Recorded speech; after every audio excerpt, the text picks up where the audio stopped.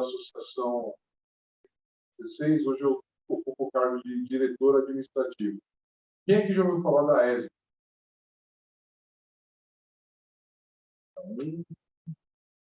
Muito bem, muito bem. Bom, falar rapidinho, nós somos a ESB, a Associação de Ex-Alunos aqui do Senai Brasileiro. Eu me formei aqui em 94, tá? Então, nós temos algumas ações. Não está passando. Então, aqui ao vivo, vamos lá. Então, aqui, ó, desde 2016, então, nós temos algumas ações aos alunos e ex-alunos da Escola Senai Suíço-Brasileira. Essa associação foi criada para você e por você, com o objetivo de devolver à sociedade parte dos benefícios a nós proporcionados devido ao estudo nessa instituição. A ESB faz isso através de iniciativas e projetos, como, por exemplo, combate à Covid-19. Foram doadas mais de 6.000 máscaras a 70 instituições. No projeto de mentoria, mais de 100 adolescentes já foram assessorados. Há também parcerias colaborativas com instituições como a ACD, na área de assessoria técnica. Nós ministramos palestras de desenvolvimento pessoal e profissional. E os associados têm acesso ao nosso grupo fechado de network. A ESB nos ajude a devolver. Venha nos conhecer e associe-se. Entrando um pouquinho na linguagem de vocês, temos aí nossas redes sociais, Instagram, canal no YouTube, todas as palestras são gravadas e colocadas lá. Então, esses foram alguns dos nossos trabalhos. Então, quem pode se associar à ESB? Todos vocês que são alunos aqui dessa instituição. O que nós temos o devolver? O nosso DNA. Porque todos nós que somos da ESB hoje temos como em mente, né? E se não fosse essa escola, nós não seríamos nada. Então, tudo que eu tenho hoje na minha vida, eu afirmo que mais de 80% foi devido à formação dessa escola. Então, parabéns a vocês que estão aqui e qualquer um de vocês que estão aqui, por favor, venham conhecer a ESB, vocês podem associar-se, podem nos ajudar em qualquer projeto. Temos o projeto do Jovem Aprendiz. O que é o Jovem Aprendiz? Pegamos pessoas, a molecada mais jovem que vocês aí, em várias comunidades aqui da região, tentamos trazer para o Senai, tá? E com ela, para eles, o que nós oferecemos? Um acompanhamento de mentoria. Então, temos vários ex-alunos que acompanham o aluno, levamos em feiras como a Excomar, FEIMEC, visitas a empresas, agora que a pandemia se foi, graças a Deus, a gente está conseguindo essa abertura de novo, e faz o acompanhamento desde o início. Então, é muito importante essa troca de experiência, porque o que a gente fala, se de repente tivéssemos tido um toque lá atrás, na nossa formação, quem sabe poderia ter até mudado vários caminhos aí, né? Hoje temos muita informação, mas o acesso, às vezes, a pessoa não sabe o caminho. Então, essa é a nossa função como Jovem Aprendiz. Temos também o nosso grupo de network, todos mais de 250 participantes aí no nosso grupo. Então, para aquele aluno que já saiu, que às vezes procura um emprego, um estágio, ou mesmo tem uma empresa prestadora de serviço, nós mantemos esse serviço também para o membro. Temos alguns benefícios aí, como descontos em planos de saúde, assistência jurídica. Vocês são muito jovens ainda, mas para nós já está na aposentadoria. Parte de seguros também e mais outros benefícios estão vindo por aí. Algumas fotos, por exemplo, da nossa participação junto à ACD. Né? Estamos aqui mais uma vez na Praça do Senai, né? O Senai é a nossa casa desde sempre. Então, agradecer de novo ao Vieira e a toda a diretoria do Senai por mais essa palestra. Né? E mais uma vez, por favor, siga-nos, dê aquele like aí nas nossas redes. Agradecemos aí a todos pela atenção e vamos aí mais essa palestra, uma salva de palmas para o nosso Francisco Marconi. Bora lá. Boa noite a todos. Então, pessoal, eu posso dizer a mesma coisa que o E Senai, eu também comecei minha carreira no Senai. Só que como eu moro em Santo André, e aqui em Tomar era meio difícil na época, então eu fui do Senai da Volkswagen, de 73 a 75. Eu fiz o estágio em mecânica, depois fiz um ano de especialização em ferramentaria. Eu comecei depois de formado, né, fui efetivado, trabalhei um tempo lá na ferramentaria. E aí fui seguindo a carreira, passei por outras empresas, eu fui desenhista de uma empresa que injetava moldes plásticos, depois eu fui para a indústria de equipamentos bilares, fui programador de comando numérico. Naquela época não tinha curso para você ser programador de comando numérico, depois do curso, né? Você encostava num cara que já sabia e ele ia te passando, você aprendia com uma pessoa, não tinha curso, né? E aí fiquei lá uns 3 anos, depois eu fui para a Sandvik. A Sandvik é assistente técnico de produto, trabalhei um tempo em vendas. Aí eu fiquei 22 anos como gerente de treinamento técnico. E desses 22, durante 15 anos, eu acumulei a função de marketing, gerente de marketing. E em 90, eu fiz uma experiência, né? Um amigo meu me convidou se eu não queria pegar umas aulas de DP dele na Universidade de São Marcos. Aí eu fiquei lá como professor de vendas e marketing por 11 anos, depois dei aula em várias outras faculdades, em nível de graduação, de pós-graduação, foram 27 anos como professor. E aí dei aula na Metodista, na PMU, na Módulo, em São Francisco, na Unicamp como professor convidado, na Unimep também como professor convidado. Cheguei a dar até umas aulas na FEA USP como professor convidado. Então, fiz uma carreira bem voltada para marketing, vendas e também na área de educação. E hoje eu estou de volta no Senai. Trabalho como assessor técnico lá na sede do Senai, no prédio da Fiesp, lá no andar, na Avenida Paulista. E aí eu conheci o pessoal, o trabalho que a ESB tem feito, né? Ele tem todo o apoio lá do nosso diretor, né? O diretor de Relações Externas. E eu já estive aqui uma vez, tenho o privilégio de voltar para fazer mais uma palestra hoje. Espero que a mensagem que eu trouxer hoje faça sentido para vocês. Bom? Então, eu queria falar hoje sobre fatores críticos de sucesso para a gestão de pessoas.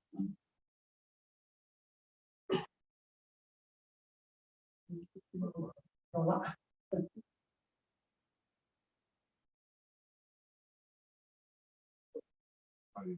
Aí, Deus. Então, a primeira coisa, se você quer ter sucesso com as pessoas, você precisa primeiro conhecer a si próprio, né? Então, a primeira pergunta é assim, onde é que você está hoje, né? E onde é que você quer chegar? Não estou conseguindo mudar hoje. Tá, beleza. Aí, então, onde nós queremos chegar? E quando você faz esse plano de onde você quer chegar, né? Porque daí o universo te escuta, o cosmos te escuta, Deus te escuta, né? Então, o que é ser específico? Então, por exemplo, você fala, olha, o que você quer ser daqui a 10 anos? Eu gostaria de ser diretor. Mas isso não é específico. Diretor do quê? Diretor de uma escola Senai, diretor de uma escola de samba, né? Diretor do quê? Você quer ser diretor de produção, você quer ser diretor de vendas, diretor comercial, né? Então, vamos supor que você diga assim, eu queria ser diretor comercial de uma multinacional americana. Aí também é mais específico, né? Você já deixou bem claro. E aí as coisas começam a trabalhar a seu favor. Aí eu te pergunto assim, se você quer ser diretor comercial de uma indústria, né, de uma multinacional americana, você acha que você precisa falar inglês fluente? E sim, né? Então, se você quer, daqui a 10 anos, estar nessa posição, você será que não devia começar a estudar agora, por exemplo? Ah, mas está muito caro, né? Sei lá, eu não consigo ainda. Hoje tem um montão de formas de você estudar, até via internet, tá? E tem muita gente que, às vezes, ele não fala inglês, mas ele escuta lá uma balada americana e fica ali, né, lembrando da namorada. Aí ele não sabe nem o que está falando. Às vezes é uma música brega, não tem nada a ver. Tem uma música que fez muito sucesso nos anos 70, cantada em inglês, que o cara falava que tinha matado a esposa, né? E eu estou lembrando minha namorada. O cara tinha matado a mulher. Né? Eu não entendi nada. Então, não custa nada. Pelo menos aquela música que você acha legal, procura pegar a tradução, entender o que ele está falando. E assim, né? Não tem pressa. Daqui 10 anos, que você quer chegar lá na diretoria comercial, começa aos pouquinhos, né? E vai indo.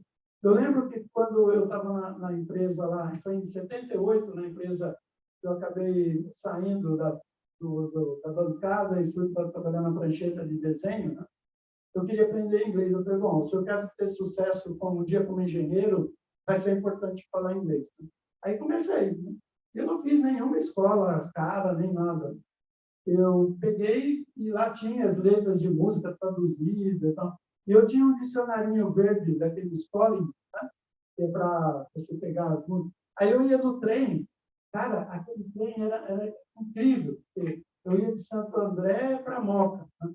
E lá você entrava no trem sem querer entrar, descia sem querer descer. Era um horror.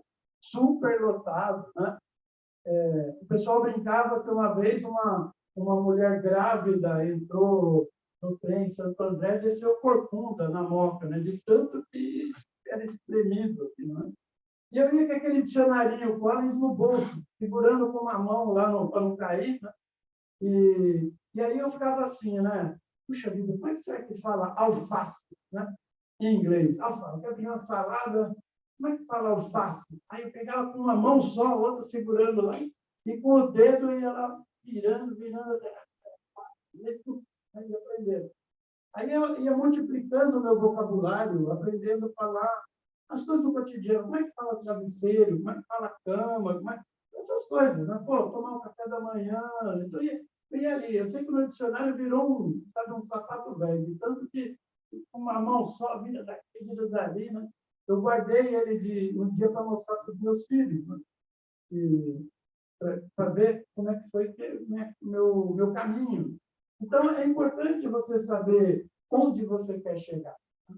Você fala, mas eu ainda não sei. Bom, então, procure se empenhar para ver. Porque, às vezes, as pessoas falam assim, puxa, mas o que é mais importante para você?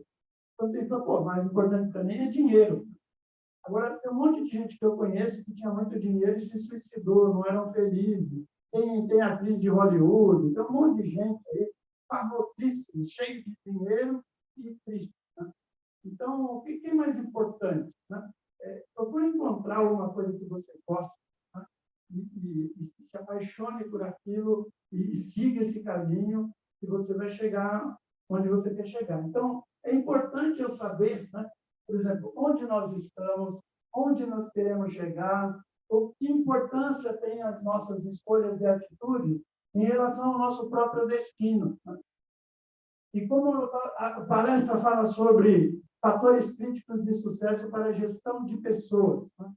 Qualquer pessoa bem-sucedida, não importa o que você vai ser, né? Você pode ser um biólogo, um engenheiro, um administrador, um químico, né? Você pode ser um projetista, você pode ser um programador de comando numérico, você pode ser um analista de sistema. Qualquer pessoa, qualquer profissão, onde você é bem-sucedido, o que vai acontecer? Você vai virar um gestor de pessoas. Né? Às vezes o cara é um excelente projetista, né? E aí ele foi promovido. Assim que ele for promovido, ele deixa de ser projetista, vai passar a ser um gestor de pessoas.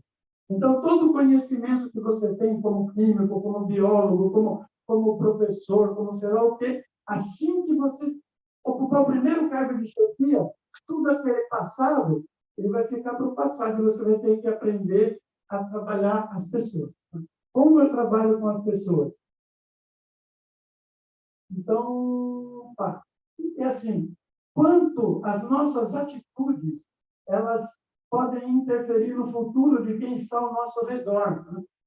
As decisões que você tomar na sua vida, ele vai influenciar a vida dos seus filhos, ele vai influenciar a vida dos colegas que trabalham no mesmo setor que você, né? Ele pode interferir no desempenho dos clientes, nos fornecedores, no meio ambiente. Então, nós vivemos num mundo social, né? Que tem uma sociedade em volta de você. E as suas ações, elas vão refletir no mundo, de alguma forma, né? Então, eu preciso ponderar, né? Eu preciso considerar na minha vida o quanto que as minhas decisões vão influenciar materialmente, né? Quanto as minhas decisões vão influenciar a minha saúde. Tem uma frase que é muito legal, né? Que às vezes a pessoa passou a vida inteira preocupada só com dinheiro, né? Não, a coisa mais importante na vida é ter dinheiro, ser rico, tá bem? Aí ele passa a vida inteira correndo atrás do dinheiro, depois ele fica velho, gasta todo o dinheiro para recuperar a saúde, né? Porque não caminhou, não fez uma academia, não ligou para ter uma alimentação regrada. Então, a gente tem que ter uma vida equilibrada, né? Então, tem o lado profissional, tem o lado social. O lado social é assim, né? Tem pessoas que, às vezes, ele concentra todo o esforço dele na carreira profissional. Depois, um dia, chega lá na frente, aposentado, aí fala, puxa, eu me reuni com os amigos, mas que amigos? Né? Ele não fez ninguém. Só trabalho, trabalho, trabalho. Tem pessoas que, às vezes, ele foca tanto só no trabalho, né? Que um belo dia ele fala assim, cara, agora eu vou me aposentar, não quero fazer mais nada, né? E quando você fala isso para a tua vida, o universo responde, bom, o cara não quer fazer mais nada, não dá um infarto, né? Ele morre, ele não precisa fazer mais nada, né? Aí o universo atendeu o cara, né? Eu mais não, então para que ele fez? Então, precisa pensar muito nisso, né? Tem o lado educacional, né? Tem o lado familiar. Você tem que, por exemplo, você pode perder muitas coisas. É muito ruim quando você perde o contato com a família, né? E aí eu aprendi isso, sabe? Que às vezes você está presente na vida do seu filho, não precisa nem estar pessoalmente presente. Então, eu vi isso uma vez numa palestra muito boa que eu assisti, aí aquilo me pesou na cabeça. Eu estava viajando, eu estava no hotel, falei, não vou. E sempre quando eu ligava para o meu filho, que era pequenininho, para minha filha, que era 5 anos mais velho que ele, então, sempre que eu ligava, primeira pergunta, né? Aí, filho, tudo bem? O que você está fazendo? Né? Aí ligava para a filha, filha, tudo bem? O que você está fazendo? Né? Essa era a primeira pergunta, o que você está fazendo? O que você está fazendo? Aí os meus filhos, tipo, bom, esse cara aí, o importante é estar fazendo alguma coisa, né? Então, você está fazendo. E você, por causa dessa frase que você repete tantas vezes, você acaba formando um novo workaholic, né? É um cara que só vai pensar em trabalho, né? Aí, quando eles me falaram isso lá na palestra, eu vou me planejar para não fazer essa pergunta. Aí liguei o Danilo, né? Hoje está com 32 anos, na época estava com 18, mais ou menos. Aí, Dan, tudo bem? Tá bom, filho? Aí deu um bequei, né? Já ia perguntar o que você está fazendo, segurei a onda, falei, filho, responde uma coisa para o pai. Você é um cara feliz, né? Falei, nossa, pai, que pergunta, né? Pergunta que eu estou fazendo. Pergunta que eu estou fazendo, que é bem mais fácil, né, de responder. Eu falei, não, é que eu talvez nunca tenha te perguntado isso, né, e tal. E às vezes também, né, eu aprendi mais coisas com eles mesmo, né? Então, assim, né, interessar-se por. E um dia eu estava indo do trabalho ouvindo a CBN de manhã, e no dia 12 de outubro é dia das crianças, além de ser dia de Nossa Senhora. Então, eles estavam entrevistando um psicanalista, tá? de jovens. Tá? Aí o cara no rádio ele falou assim, escuta, você conhece bem seus filhos? Né? Pô, se eu não conhecer meu filho, vou conhecer filho do vizinho. Né? Claro que eu conheço. Bom, então, já que você conhece, responde para mim, o seu filho, ele está na segunda A ou na segunda B? Eu não lembrava nem se era na segunda, como é que eu sabia se era na aula?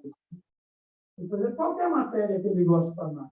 Fala o nome de 5 amigos do seu filho, né? Mais chegados. Assim. Fala o nome da professora que ele gosta mais. Fala o nome de 5 colegas do seu filho. Felipe, né? Felipe Deletado. Sabe até o sobrenome? Então, Felipe. Aí tinha também o Felipe, né? Aí tinha o Felipe, só sabia um. Né? Eu não conseguia falar, não sabia que turma que ele estava.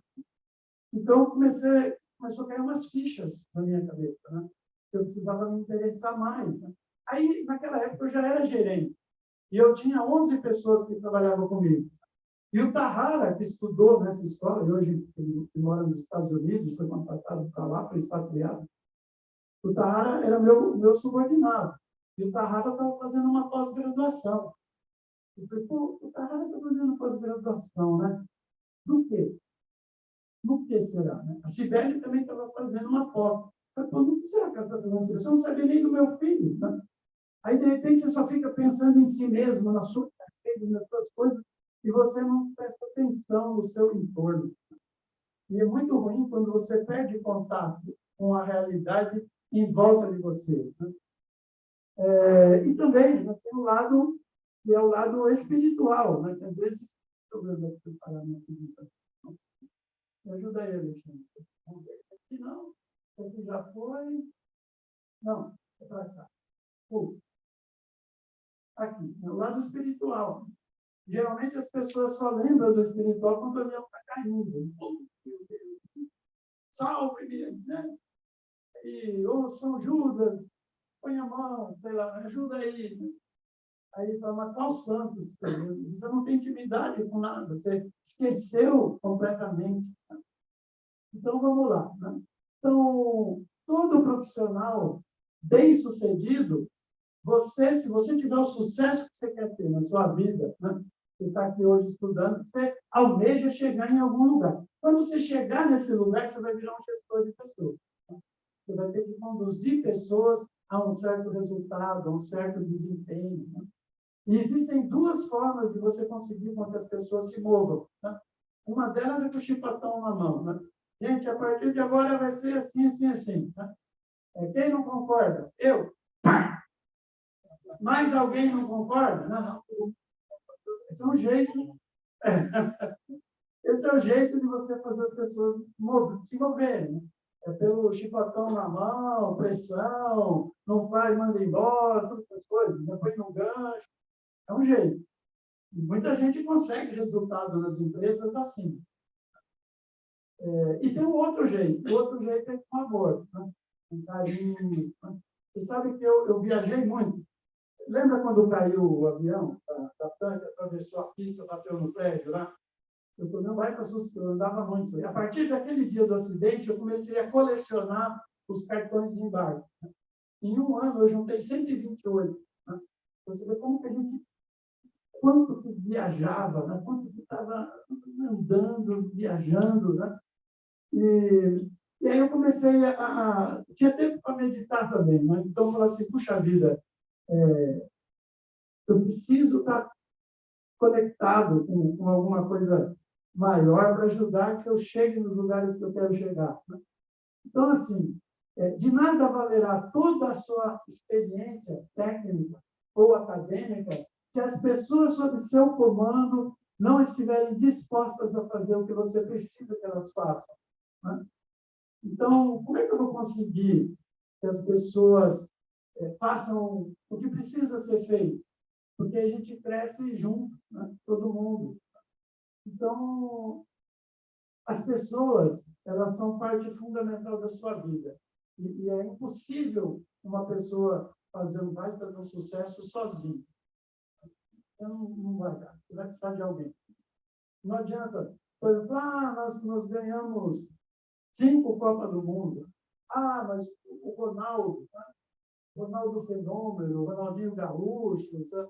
Mas se não fosse o goleiro, se não fosse o Beck, se não fosse, né? Sabe, se não fosse o técnico, se não fosse... Tem um montão de coisa que influencia. Não adianta você achar que tudo é só você. Né? Então, é muito importante ter essa consciência. E aí, assim, ó, em nossas carreiras, quanto temos sido preparados para lidar com as questões técnicas, em comparação com quanto temos sido comparados para lidar com as motivações humanas? Então, você pega na minha área, eu sou da área da engenharia mecânica. Então, a minha expertise, eu sou especialista em usinagem. E eu estou contratado no Senai, assessorando essa área. Né? E aí você imagina, se eu olhar para a minha carreira, quantos anos eu fiz de ensino técnico? Né? Quanto eu estudei técnica, métodos, processos, projetos, né? Planejamento, tudo, né? Layout, programação como numérico. Quanto que eu estudei tecnicamente? E quanto que eu estudei sobre a natureza humana? Quanto? Quanto que eu aprendi sobre as motivações pessoais das pessoas? E as pessoas, cada pessoa é uma ilha. Né? Então, por exemplo, eu começo a trabalhar hoje lá numa empresa, sou novo gerente. E ali naquela mesa tem uma pessoa que está lá há 25 anos. E nessa mesa aqui tem uma pessoa que está lá há 3 semanas.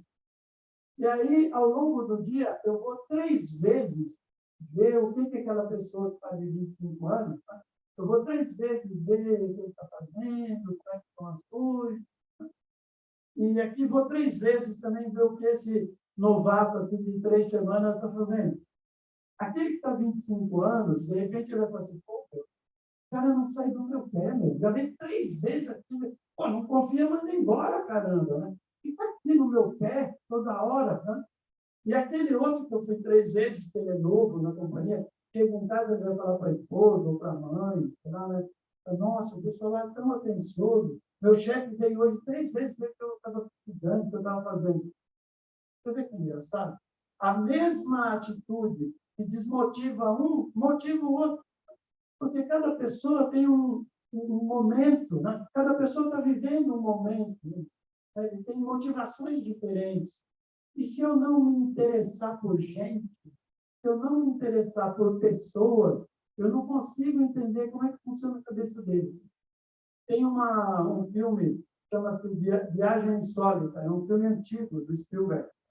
É muito interessante que, em vez de eles mandarem o homem para o espaço, eles miniaturizaram uma nave e um capitãozão. Né? Ele ficou super pequenininho, uma seringa de injeção. E eles iam fazer uma experiência e injetar no corpo humano de um cara que está preparado para receber, né? aquela injeção com aquele rapaz que quer viajar pelo corpo humano.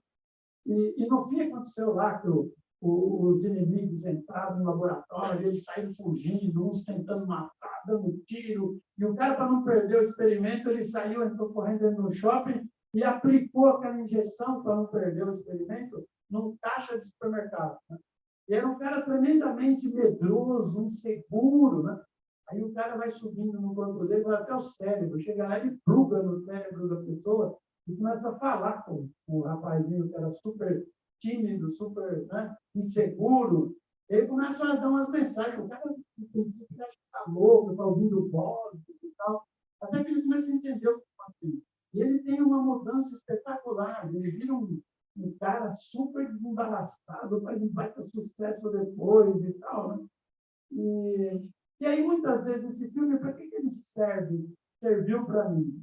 Sempre quando eu vejo uma pessoa muito dura, ou então uma pessoa muito brincalhona, ou uma pessoa muito chata, ou outro muito legal, né? Eu fico pensando assim, puxa, quem será o pilotinho que está ali dentro, né? Trabalhando a cabecinha dele? Puxa, porque essa pessoa, às vezes a pessoa até daquele jeito, não é nem porque ela quer, porque ela, nem ela mesma se descobriu, não tem uma, vamos dizer, uma interpretação adequada do seu entorno. Então, eu fico sempre pensando, qual será o pilotinho que está na cabeça dele ainda? E é importante você se dar conta dessas coisas, né? Então, o que mais? Né? Então, de modo geral, em nossa educação, temos mimado, né? Temos sido, né? Fomos mimados e protegidos. E um mundo cada vez mais competitivo, temos sido educados para sermos protagonistas de um êxito individual. muitas vezes a gente pensa só em si mesmo. Né? É sempre assim, né? O pai, a mãe, quer você o nota 10 da sala, o campeão, medalha de ouro, né? Eu sempre o cara, o líder, a gente pensa sempre no indivíduo. E se a gente tivesse sido, desde pequenininho, preparado para valorizar o seu entorno? Porque, assim, se eu me preocupo só comigo mesmo, eu tenho chance de ser feliz uma vez por dia. Né? Eu tenho chance de uma conquista, né? Uma vez por dia, porque eu sou único. Agora, se eu aprendo com a minha comunidade, né? Se eu aprendo, por exemplo, eu trabalho num setor que tem 20 pessoas. Se eu aprender a me alegrar com as conquistas dos meus companheiros, em vez de ter uma chance de ser feliz por dia, eu vou ter 20. Eu vou aprender a me alegrar com eles também.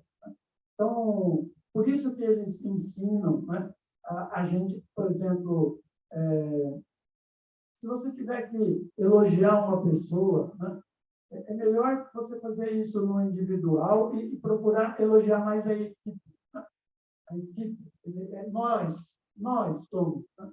E eu acho que quando você chega nesse ponto, né, que você fala, puxa, legal, eu aprendi, eu fico feliz quando os meus amigos progridem, também têm progresso, eu também fico feliz. Né? Mas eu acho que isso ainda não é suficiente.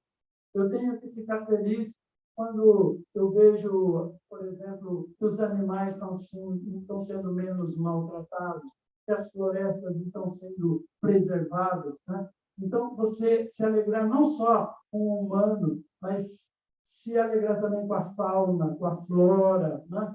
E com as coisas que compõem a nossa vida. Então, assim, nós, muitas vezes, o pessoal se sente vitimizado. Né? Então, se a nota é 10, como é que são as pessoas, de modo geral? Eu fui professor 27 anos, agora eu vou fazer uma parada. Né? Mas eu fui professor 27 anos. Dei algumas faculdades onde eu dei aula. Então, quando o aluno tira 10, ele fala assim, eu tirei 10. E quando ele tira 0, ele fala, o professor me deu 0. Se é 0, o professor que deu. Então, se é 10, foi ele que tirou. Então, acho que a gente tem que rever um pouco esses pensamentos. Né? Então, assim, agora eu perdi um pouco que saiu aqui do foco. Mas, enfim, vamos lá. A questão do criticar, né? Muitas vezes a gente tem dificuldade de lidar com a questão das críticas. Né? Às vezes, uma crítica, ele te ajuda a evoluir. Né? Uma pessoa, claro, eu adoro receber elogio, quem não gosta? Né? Só que você não te ajuda a crescer. Você só consegue crescer quando alguém vem e chama atenção por um ponto que você não estava vendo. Então, porém, temos muita dificuldade de aceitar críticas, pois aceitá-las nos parecerá uma fraqueza pessoal. Quando alguém critica, você já acha que é uma ofensa, não que é algo que você pode tirar proveito. Eu trabalhei muito tempo com marketing, então, nossa, mas tem cliente que é chato. Nossa, como tem cliente chato? Então, agora imagine o dia desse cliente que você acha mais chato te fizer um elogio. Uau! Né? Caramba, até ele mesmo. Imagina como eu não estou indo bem. Então, a gente tem que aprender a lidar com essa questão, com as questões críticas. O que mais nós vamos dizer? Então, quando a gente critica alguém, né, você está criticando para mostrar o quanto nós somos superiores. Né? Então, às vezes, por que essas pessoas têm dificuldade de elogiar? Eu já vi muitos chefes assim, pô, se eu elogiar o cara, vai me pedir aumento. Aprende a lidar com isso, que uma coisa é uma coisa, outra coisa é outra coisa. Né? Então, assim, criticar, quando eu critico alguém, né, às vezes você está apontando o dedo para alguém, você está apontando para ele e 3 apontando para você. Então, quando eu critico, o que eu quero com isso? Eu quero ajudar a pessoa ou eu quero mostrar o quanto eu sou melhor do que ele? Então, assim, entender a limitação do outro e ajudá-lo a evoluir. Então, É para isso que serve conhecer as pessoas. Então, muitas vezes, quando a pessoa é muito egocêntrica, né? Aí ele acabou sendo promovido, ele quer que todo mundo seja igual a ele. Então, se eu acho que sou tão bom assim, né? Eu vou querer todo mundo igual a mim, é a mesma coisa que eu pegar essa sala aqui com 50 pessoas e querer uma cabecinha de Marcondes em cada um, né? Aí eu vou empobrecer muito a possibilidade de crescimento. Não existe só uma maneira de que as coisas sejam resolvidas. Então, é importante, né, eu entender que as pessoas não estão no mesmo momento que eu estou. Né? Eu já cansei de ver muitos pais, né, que chegam, por exemplo, para o filho, né, e o cara está lá com 55 anos e tal, aí ele olha para o filho e ele fala: na sua idade eu já era isso, eu já tinha feito aquilo, na sua idade eu já tinha comprado o meu carro com o meu próprio dinheiro, com não sei o quê. Ele fica se comparando, as épocas são outras, os valores são outros. Você não pode julgar uma pessoa com os teus valores do teu tempo, né?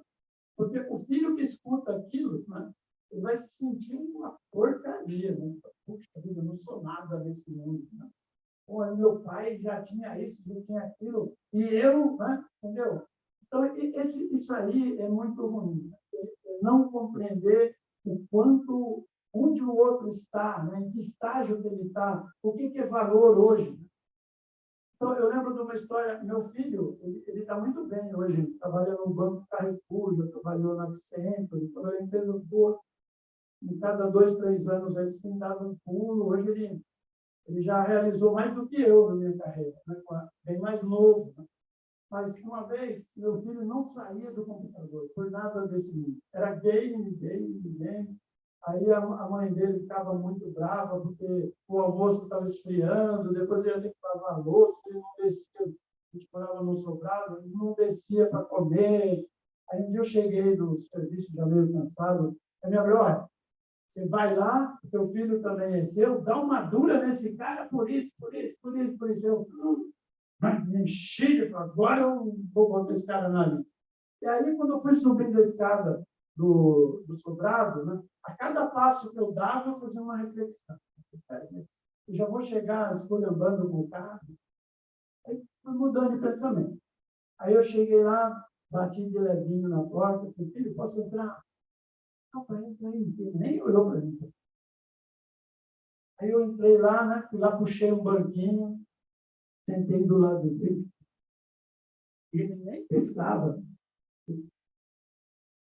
Aí eu falei: cara, esse negócio deve ser legal pra caramba. Aí ele parou. Por quê? Nossa, você nem almoça, mas nem janta. Você fica aí direto. Eu acho que deve ser muito legal, hein? O que você está fazendo aí? Ah, pai, vê que legal. Aí ele tinha criado um clipart, né? Aqueles desenhinhos. Aí aparecia um hominho andando numa estrada, ia passando, com movimento e tudo, né? Então ia passando as montanhas, né? Aí apareciam umas nuvens, aí a nuvem foi ficando preta, aquela nuvem assim, aí de repente deu um tchum, né? Um raio naquele homenzinho. Aí quando a fumaça se desfaz, pula um tigre de dentro da nuvem e cai lá no estômago. Caramba! Nossa, que 10, meu! Aí eu aprendi a fazer com filhos e bati nas costas e falei: se você fizer mais legal, me chama que eu quero ver de novo. E não dei bronca nenhuma. Você sabe o que aconteceu com esse cara? Hoje ele é um designer, né? Um tipo de um arquiteto de sistemas, está super bem. Já viajou mais do que eu pelo mundo aí, e eu viajava a trabalho, mas estou viajando a passeio. E você imaginou se eu tivesse naquele dia, não, talvez ele não ia ser o que a natureza deu de dom para ele. A gente precisa ter muito cuidado para analisar por que umas pessoas estão agindo assim, por que a outra está agindo daquele outro jeito. Né? Vamos lá. Então, assim, não tenha medo, né, de elogiar. Às vezes a gente tem medo de, pô, mas se eu elogiar, o cara vai pedir aumento. Então, daí, fala que uma coisa é uma coisa, outra coisa, e na hora certa, por que não dá um aumento? É melhor dar um aumento. Eu li um livro uma vez que ele dizia assim: é melhor você ter um sócio do que um concorrente. Uma empresa de consultoria lá que, quando o cara era bom, Esse cara, ele falava assim no livro, que quando ele ia contratar ou quando ele ia demitir alguém, ele pensava assim, ele imaginava essa pessoa que estava para contratar, imaginava ele no concorrente. Ou se ele estava demitindo, tá bom, se esse cara for para o concorrente, que estrago ele vai fazer? Para ele tomar decisão. Né? E aí, quando a pessoa era boa mesmo, ele falou, pô, prefiro dar X% do resultado da companhia para ele do que perder esse cara e virar um concorrente dele. Então, a gente não pode ter medo de elogiar. Elogie mais a equipe que o indivíduo. E elogie publicamente. Então, você tem que elogiar, é muito legal, você sente muito bem, elogiar publicamente. E depois, quando você tem que chamar atenção, chama atenção no particular. É horrível expor, né, as pessoas no meio de um monte de amigos. Às vezes, para você, que é o chefe, na janta você já esqueceu que você deu uma altura no cara. E o cara, você vai passar a vida inteira, não vai esquecer nunca. E quando você vai criticar alguém, é assim. Se um dia, né, vou falar um palavrãozinho aqui. Vamos supor que alguém chega para mim e fala assim, Marcondes, você é um bosta. Vem falar isso para mim. Vai pesar, mas eu vou olhar de onde está partindo aquilo, né? Eu posso pensar assim, pô, está com ciúme, sei lá, alguma coisa aí, né? Ele não está num bom dia, ele falou que eu sou um bosta. Vai ter um peso. Agora, quando o seu pai, né? O seu pai, a sua mãe, fala, você é um bosta, você nunca vai ser nada na vida, seu tranqueiro, vagabundo. Meu, isso aí, às vezes, vai passar a vida inteira e o cara não vai se livrar disso. Vai ficar a vida inteira cheio de um bosta mesmo. Porque veio do pai. Então, tem uma frase bíblica que é assim, ó, há poder em suas palavras. Então, sempre que você puder, né, seja suave, né, fale com carinho, aprenda a amar o seu próximo, não importa se ele é seu filho, se ele é seu vizinho, se ele é um aluno, se ele é seu chefe, sei lá. Então, chame atenção no particular. Então, critique a atitude e não a pessoa. Elogie a pessoa, não o trabalho. Elogie a pessoa, não o vestido. Elogie a pessoa e não o terno que ele está usando. Né? Então, vamos supor que tem a Maria. Né? E eu vou falar assim, nossa, Maria, que vestido lindo. Estou elogiando o vestido. Né? Aí, quanto que tem mais efeitos? Você, nossa, Maria, que bom gosto que você tem. Olha, seu vestido caiu super bem. Parabéns pela sua escolha. Aí você está elogiando a pessoa. Né? Aí você fala assim, puxa, fulano, nossa, que bom gosto, hein? Nossa vida, que terno, caiu super bem em você. Ou então, se alguém fez um trabalho muito bem feito, fala, olha, parabéns pelo seu talento, isso aqui ficou muito show esse trabalho que você fez. Então, você está elogiando a pessoa, não o trabalho. Está elogiando a pessoa, não o vestido. Está elogiando a pessoa, não a roupa dele. Eu lembro, uma vez eu estava falando com a Rosana Herman. A Rosana Herman era quem escrevia muitos textos do Sai de Baixo. Ela fazia no rádio o programa La Boi na Linha, ela que escrevia. E ela falou que às vezes ela ia ao banco, naquele tempo. Hoje você faz tudo pela internet, banco, você faz um tipo de pessoa. Mas naquele tempo tinha umas filas enormes, né? E todo mundo com aquela cara pesada, né? De esperar, demorou para atender, aquela fila enorme, todo mundo com aquela cara feia. E ela se pôs no lugar da caixa, que estava lá, né? Nossa, já pensou você ficar o dia inteiro olhando para esse pessoal nervoso, bufando, raiva, o dia inteiro? Já pensou que carga que você não vai para casa, né? Ela ficava pensando em alguma coisa boa para falar para a pessoa. Então, quando chegar para a vez dela, ela sorriu e falou, nossa, que brinco lindo, ficou muito bem esse brinco em você. Né? Aí a moça abriu um sorriso. Né? Ela fazia um momento mágico no momento daquela pessoa. Né?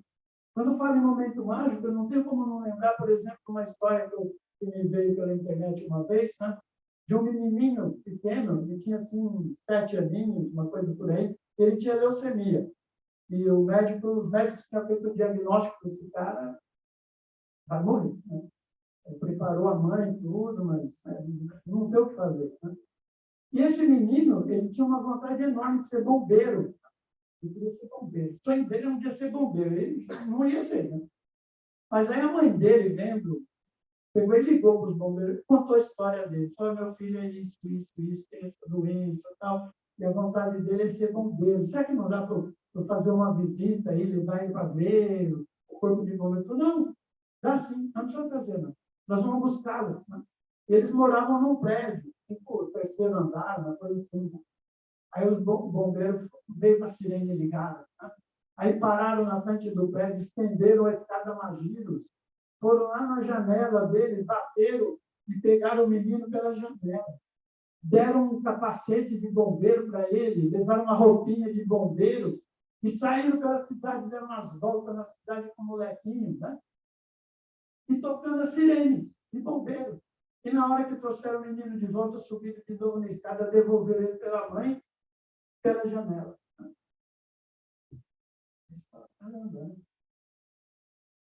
Aí você fica pensando no momento mágico que esse menino viveu. Aquele momento mágico. Aquela coisa que ele não se sabia do que aconteceu. Né? Aí, quando termina essa história, ele pergunta embaixo assim, e você? Né? Você causou um momento mágico na vida de quem hoje? Para quem você foi o momento mágico? Hoje. Aí, quando eu estava falando para vocês, não, quanto que eu aprendi com os meus filhos, né? A minha filha, ela resolveu fazer psicologia, ela fez 2 anos de psicologia. Depois ela percebeu que não era o que ela queria e resolveu mudar. E quando ela foi fazer psicologia, eu falei, filha, a vida é sua, né? Eu sei que vai escolher o que você quer ser. Só que se você fizer psicologia, ou você vai ter um consultório, né? Ou você vai trabalhar em RH. Para com isso. Você não é da área de marketing? E a psicologia do consumidor, não é? Tem um trabalho do psicólogo também? Tem razão. Então, segue a vida aí. Mas por que você não quer fazer uma outra matéria? Eu odeio matemática. Eu detesto matemática. E nos 2 anos que ela fez psicologia, ela teve que estudar estatística para caramba. E tinha muita matemática. Mas depois ela arrumou um emprego e ela pegou gosto pela administração. Tá? Ela passou a cuidar da conta dos clientes, passou a cuidar do faturamento, um monte de coisa. Bom, enfim, o pai, eu resolvi que vou fazer administração. Ela trancou psicologia e fez o curso inteiro de administração. E aí, lembra que eu falei que você não precisa, né, estar presente, né? Então, fisicamente, mas você tem que se mostrar interessada na vida das pessoas, né? E por isso que eu comecei a ligar para os meus filhos, falando, e aí, como é que foi seu dia, né? Você viu aula do que hoje? Pô, e o teu amigo, qual é o nome dele? Foi aprendendo. Lembra que eu tinha que aprender pelo menos 5 nomes de amigo, tinha que aprender qual professor que eu gostava mais, e foi, né? Também tinha que aprender alguma coisa. Aí eu ficava sabendo quando minha filha ia fazer exame não, ia fazer prova de matemática. E a bichinha estava né, super tensa, né? E a aula começou às 7h30. E eu estava no trânsito. Eu passei a vida inteira, 22 anos de vida, gastando 2h30 de manhã e mais 2h30 à tarde para voltar para casa por causa do trânsito. Aí, olhando no relógio, né, ela ia fazer prova às 7h30. Quando era 7h15, eu falei, ela já está lá na escola. Eu ligava o celular. Aí, filha, tudo bem? Então tem prova aí hoje, né? Prova de matemática. Olha, o pai já orou por você. Você vai bem hoje. Você vai fazer uma baita prova. Então, vai firme e confia em você. Vai dar certo. Acredita aí que vai dar certo. Aí, sabe o que acontecia? Passava ali 2, 3 dias depois, eu ligava, pai, 9h30. Eu estava presente, mesmo sem estar fisicamente presente. Mas eu mostrava que estava pensando, né? E a mesma coisa, você não pode fazer isso por um funcionário. Você não pode fazer isso, né? Mesmo pode ser por qualquer assunto, né? Se alguém falar, não estou muito bem hoje, meu irmão está no hospital, internado, eu não posso, no outro dia, fulano, e aí, teu irmão melhorou, você está lá, olha, né? Que Deus ajude, que faça tudo bem, precisa de alguma coisa, estamos aí. Tem no teu vejo, tá? Então, elogie a pessoa, não o trabalho, etc. Nós falamos, explique o que a empresa espera como resultado, né? O que a pessoa tem feito bem e no que ela precisa melhorar. Então, ao invés de mas, utilize o IC. Isso aí eu fiz muitos treinamentos lá na empresa que eu trabalhei. Esse aqui, por exemplo, foi um curso que eu fiz na Suécia. Né? O pessoal falava assim, que é muito ruim você ouvir uma crítica. Né? Por exemplo, se o Marcão vai lá e me pede o carro emprestado, o Marcão é o seguinte, eu tenho que emprestar o carro mas. Quando você fala mas, né? Ou se o filho pediu o carro, dá para emprestar. Ó, filho, eu vou emprestar mas. Ixi, nem quero mais. Fala mal, depois vai ter que lembrar, vai ter que fazer isso, fazer. O mas vai impor uma condição. Né? Então, eu falo assim, e se você está querendo educar alguém ou treinar alguém para ele um dia ser maior do que você, ou melhor do que você, então, em vez de você falar, mas, se você falar, fulano, olha, eu gostei do teu pensamento, da sua ideia, e se você, né, o e se você pensasse nisso também, e se você, porque o ele pega menos, né? Quando você já vai criticar, mas isso aí não vai dar certo. Então, o modo, as palavras que eu escolho para falar com as pessoas, o outro jeito de você ter a equipe contigo é você montar comitês de trabalho. Né? Então, o que é um comitê de trabalho?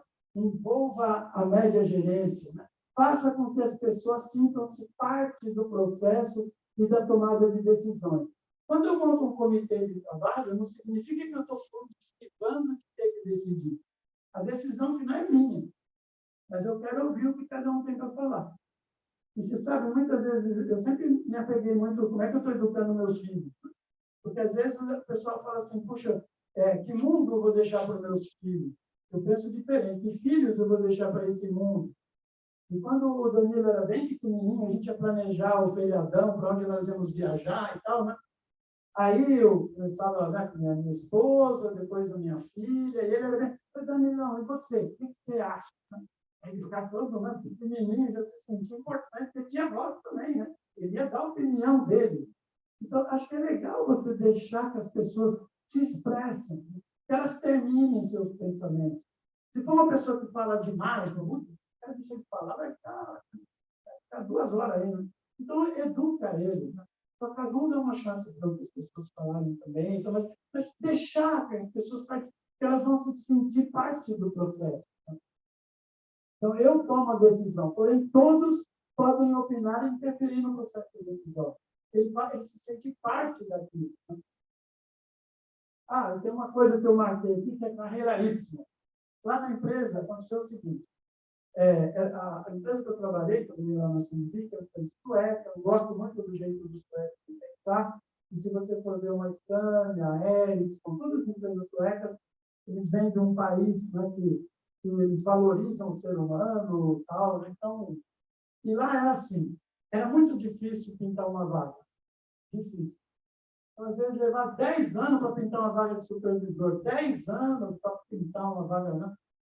E aí, quando pintava a tal vaga, você tinha 5 pessoas preparadas para ocupar. Os caras falavam inglês, o cara já tinha nível superior, tinha pós-graduação, né? E tinha 5 caras nesse ponto, e só tinha uma vaga para promover. Aí, geralmente, você promove um, desmotiva 4. Porque no Brasil é assim, a pessoa com 40 anos parece que já ficou velho. Né?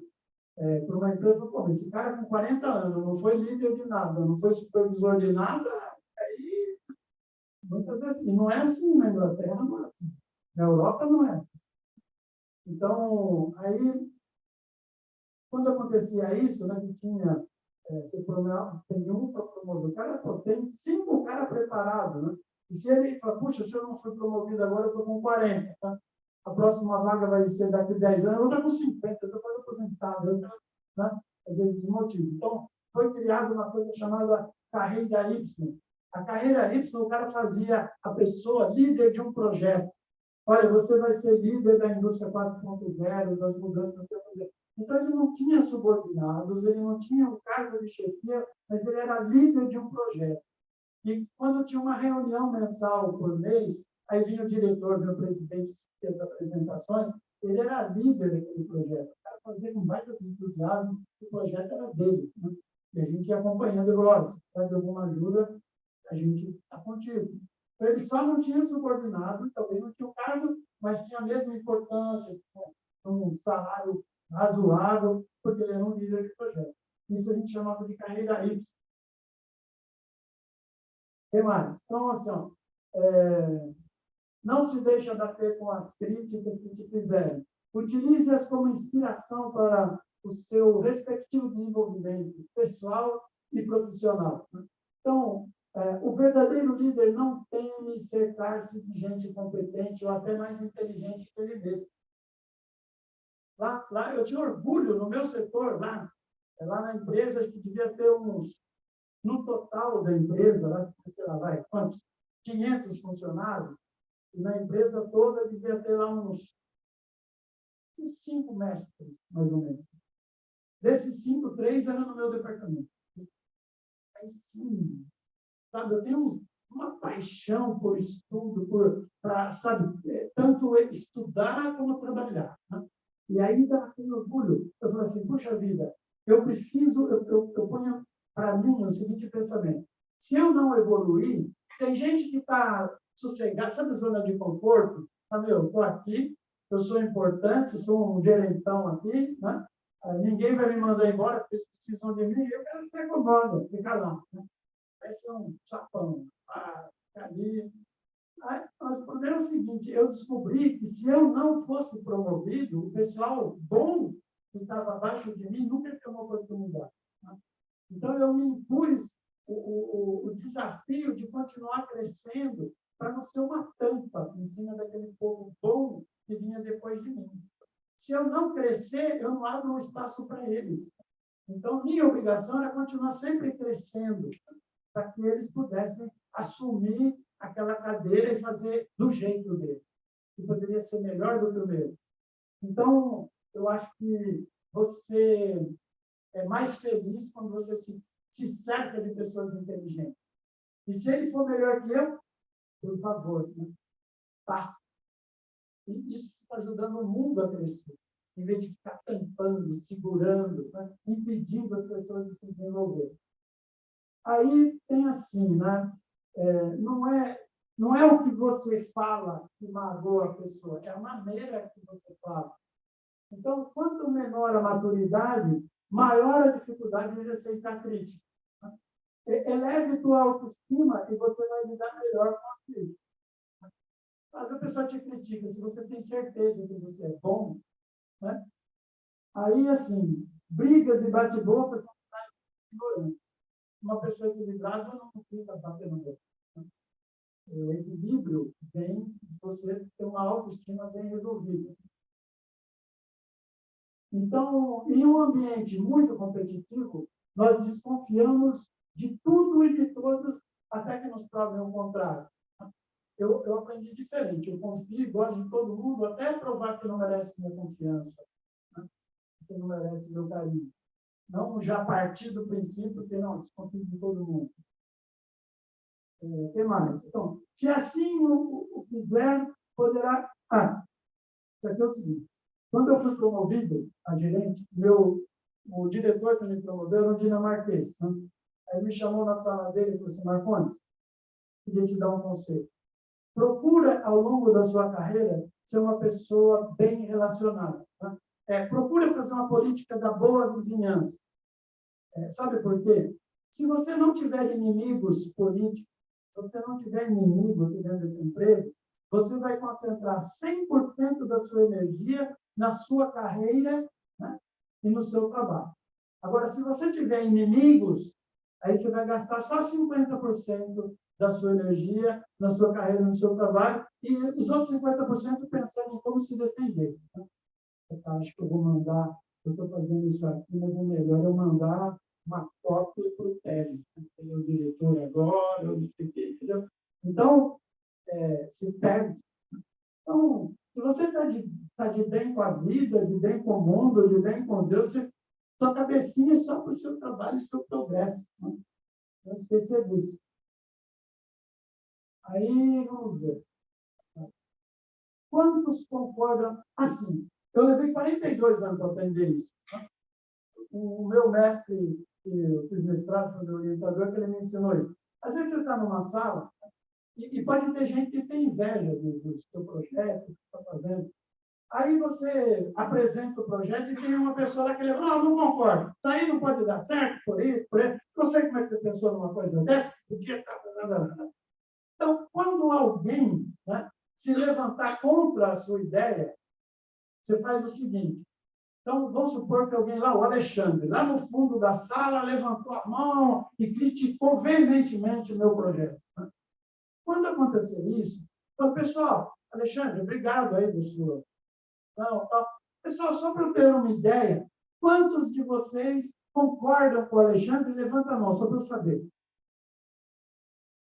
Vamos supor que 100% da sala levanta a mão. Caramba, não tinha pensado nisso, né? Então, bom, pessoal, legal, Alexandre, obrigado, gente. Eu prometo para vocês que vou rever isso aqui. Na próxima reunião, vamos ver qual caminho nós vamos seguir. Você sai de boa, né? Agora, imagine o seguinte.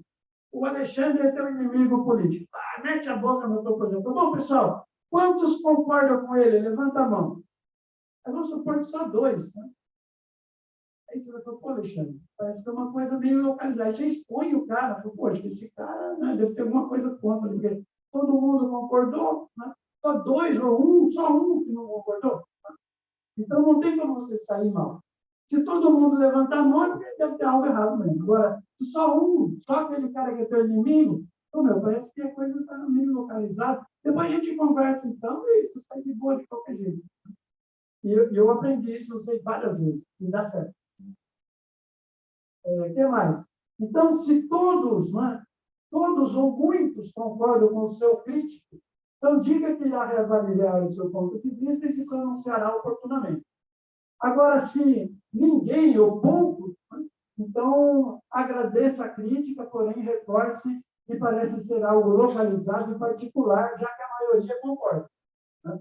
Então, não tem como se dar mal. Então. O que mais? Sim. Ali em cima está escrito o seguinte: se alguém tiver inveja de você, né? Alguém tem inveja. Se alguém tiver inveja de você, alegre-se. Né? Se muitos tiverem inveja de você, alegre-se mais ainda. Né? E por quê? Porque ninguém tem inveja de coisa ruim. Você já viu alguém falar assim, queria tanto isso aqui de cocô de cachorro? Você já viu? Ninguém quer ser um cocô de cachorro. Então, as pessoas só têm inveja de quem é bonito, de quem é inteligente, de quem é dinâmico, de quem sabe. Então, se tiverem inveja, fica feliz. Puta, que legal. Estou bem no pedaço. O que mais? Vamos ver aqui. A grande maioria das pessoas torce contra a gente arrogante. Então, assim, procure ser simpático. Porque às vezes você pode gerar um baita resultado, mas é um arrogante, combativo, crítico. Aí você vai ter sempre um monte de gente torcendo para você escorregar na escada e quebrar o pé, sempre. Né? Então, cara, seja dileta a vida de boa. Né? Aí você vai ter um monte de gente torcendo pelo seu sucesso. Uma outra coisa é assim, não baixe a cabeça. Baixar a cabeça é sinal de fraqueza. Né? E tem cara que adora um cara que baixa a cabeça, porque ele bate mais ainda. Aí, assim, quem baixa a cabeça vira saco de pancada. Então, assim, olhe nos olhos. Né? Não há ninguém que saiba tanto que não tenha mais o que aprender, e não há ninguém que saiba tão pouco que não tenha o que ensinar. Vamos ver aqui. Vamos lá. Ok. Tem um filme que eu trouxe, 4 minutos dá, né? Pode ser? Tem eu li um livro, pessoal, que se chama Considerações sobre o Caráter da Liderança. Muito bom. E quem escreveu esse livro é um cara chamado Manfred Katz-Vries. E o livro chama-se Considerações sobre o Caráter da Liderança. Muito interessante. E lá ele fala sobre a síndrome do impostor. E eu baixei hoje um filme da internet, tem 4 minutos e meio, e a gente pode encerrar com ele, para vocês terem uma ideia do que é a síndrome do impostor. O Manfred Katz-Vries, ele também escreveu um livro que é assim, Dinheiro, Felicidade e morte. Acho que são 4 coisas, eu esqueci. Mas como ele falava de morte, ele dizia no livro assim, que na vida te ensinam de tudo. Te ensinam processo, te ensinam método, te ensinam cálculos, te ensinam idiomas, te ensinam geografia, história. Só não te ensinam 2 coisas. Como viver e como morrer. Aí eu falei, como morrer? Quero ler, né? Aí eu fui ler, ele dizia assim, por que não te ensinam como morrer? Se você soubesse o dia que você ia morrer, cara, você vai morrer daqui a 15 dias. Então você sabe. O que você faria se você soubesse, não tem jeito, vai morrer mesmo. Então, provavelmente, a pessoa ia querer estar rodeada dos parentes, né? Das pessoas que fizeram mais sentido na vida dela, os grandes companheiros, queria estar ali, o pessoal do lado dele, quem sabe segurando a mão, ajudando ele a passar. Né? Mas como é que é na vida moderna? O cara, quando vai morrer, está lá na UTI, visita de 15 minutos só por dia, só pode entrar 2 pessoas por vez, e a gente não aprendeu nada. Né? Não aprendemos a viver, não aprendemos a morrer. Tá certo? E eu queria falar dessa coisa do síndrome do impostor. E, em vez de eu explicar o que é síndrome do impostor, eu deixo que a moça lá do filme explique, tá bom? E depois a gente já pode fechar.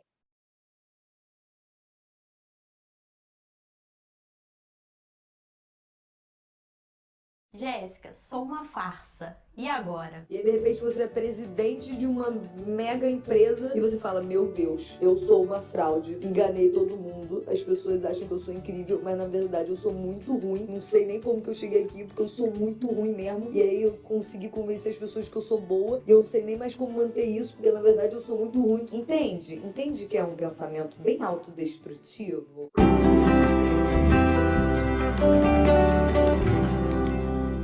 Olá, eu sou a Jéssica, sou psicóloga aqui da Clínica Cazuli e hoje a gente vai falar sobre um tema bem bacana, que é a síndrome do impostor. Você já se sentiu uma fraude ou teve medo de ser descoberto? Já teve medo que as pessoas descubram que você não sabe tanto quanto elas pensam? Você atribui seu sucesso a fatores externos, como sorte, bênção ou ao acaso? Sabia que esse tipo de pensamento já passou na cabeça de 70% das pessoas ao menos uma vez na vida? Se você se identificou com algum desses questionamentos, esse vídeo é para você. Eu percebi que muitos pacientes e amigos meus, bem-sucedidos, se sentem assim.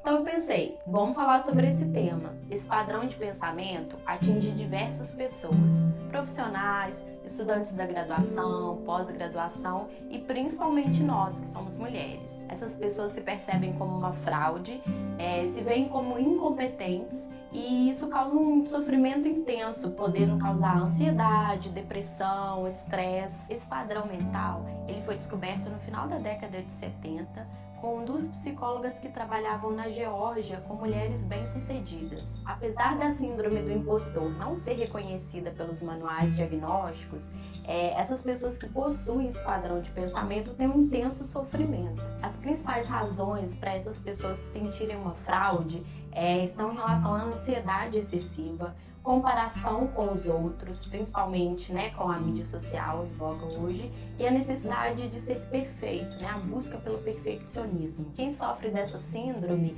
costuma não acreditar no seu próprio sucesso e desvaloriza as conquistas realizadas. É comum isso acontecer também quando a gente muda de emprego, inicia na faculdade, quando o nosso desempenho será avaliado. Essas pessoas podem reagir de 2 formas. Ou trabalhando demais para compensar esses pensamentos, sobre não ser capaz. Então, ela sempre tem que estar indo além das outras pessoas para compensar esse pensamento. Ou trabalhando de menos, elas acabam procrastinando por conta do medo desse fracasso. Como essas pessoas já se cobram muito, elas têm medo de críticas. Essas pessoas se comparam o tempo todo com as outras e muitas vezes essa comparação é injusta, porque elas veem apenas os fracassos, elas esquecem das vitórias e focam só nos fracassos. Essas pessoas buscam geralmente empregos que elas não aparecem muito para evitar essa exposição e serem alvos de críticas. É comum também comportamentos de autossabotagem.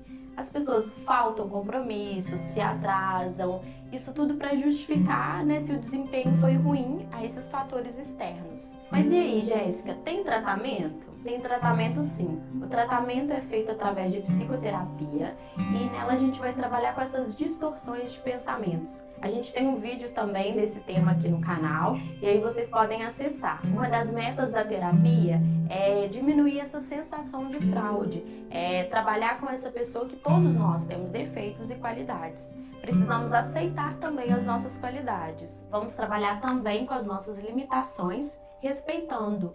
Então o ideal é trabalhar com metas pequenas, metas que são plausíveis, né? Que elas são fáceis de serem atingidas. Não estipular uma meta muito grande para não conseguir atingir e acabar fracassando. É importante também aceitar que todos nós erramos e que a gente pode aprender com os nossos erros. E não precisamos ser perfeitos, porque isso diminui um pouco essa expectativa. Lembre-se ao final do dia de se parabenizar pelas coisas simples que você fez. Não focar apenas em coisas que deram errado, mas nas coisas que deram certo também. Não sofra com esses pensamentos, busque ajuda. Se esse vídeo te ajudou, compartilhe com amigos, deixe comentários ou alguma dúvida que você tiver. Até a próxima!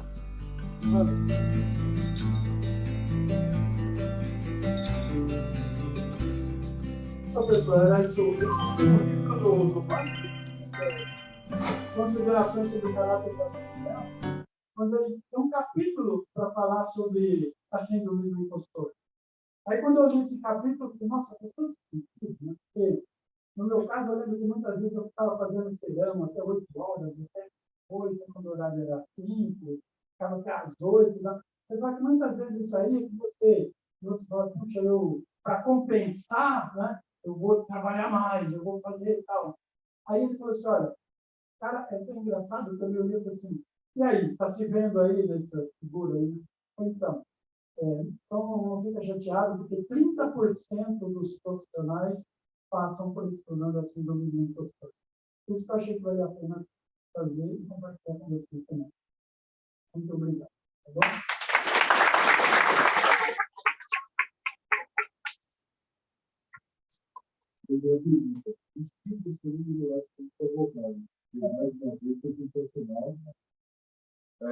Gente, dúvidas? Alguém quer expor alguma coisa? Vamos falar. E se vocês falassem?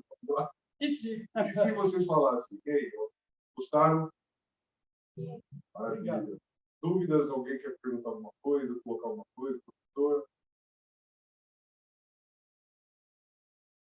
Ficou pesado, né? Está todo mundo pensando. Então, gente, eu queria agradecer.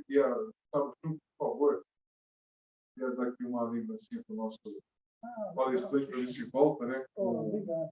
Com honras aí do nosso mestre Alexandre Vieira, mais uma vez nos ajudando. Saúde junto e membro da ESB. Obrigado. E, gente, agradeço muito mais uma vez todos que estão convidados a participar da ESB.